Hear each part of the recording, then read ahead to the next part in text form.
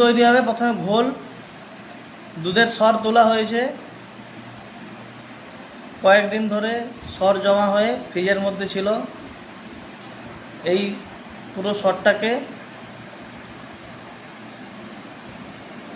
এখন ঘোল করে তার থেকে যে মাখনটা বেরোবে, সেই মাখন দিয়ে ন্যাচারাল ঘি, পুরো খাঁটি ঘি তৈরি হবে। এই ঘি সচরাচর খুবই কম পাওয়া যায়। ম্যাক্সিমাম ঘি অনেকে যেটা করে সেটা হচ্ছে এমনি যে দুধের যে সর থেকে ফুটিয়ে ঘি তৈরি হয়, আর এটা হচ্ছে পুরো মাখন থেকে ঘি। এরকম আমার বাড়িতে প্রায় 4-5 কিলোর মতন ঘি আছে।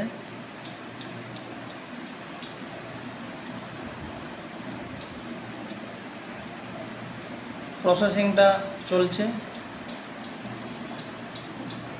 এটাকে পুরো হাত দিয়েই হয়ে যাবে? হ্যাঁ, হাত দিয়ে পুরো ফাটতে হবে। কত টাইম লাগবে তাও এটা করতে? 10-15 মিনিট ফাটতে হবে। 10-15 মিনিট,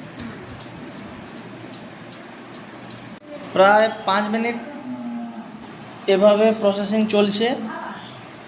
এরপরে এখন পুরো একটা আলাদা একটা ন্যাচারাল কীরকম একটা হয়ে গিয়েছে, পুরো মোটা হয়ে গেছে। এরপর থেকে আস্তে আস্তে করে মাখন বের হবে। প্রায় 10 মিনিট এইভাবে প্রসেসিং করার পরে একটা পুরো আরও ঠিক হয়ে গেছে পুরো। এরপরে আস্তে আস্তে করে ঘোল হবে আর মাখন হয়ে যাবে।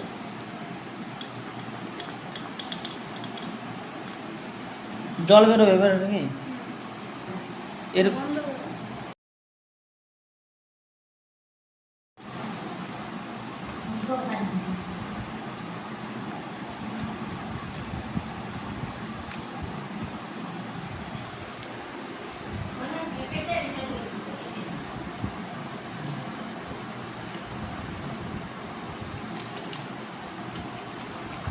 এই আস্তে আস্তে ঘোল, যেটাকে আমরা এই যে পুরো জল কাটতেছে আস্তে আস্তে, এরপরে মাখন জমা হবে।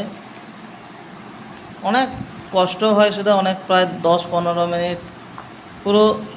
দেখো পুরো মাখন হয়ে যাচ্ছে। কত জল বেরিয়ে গেল।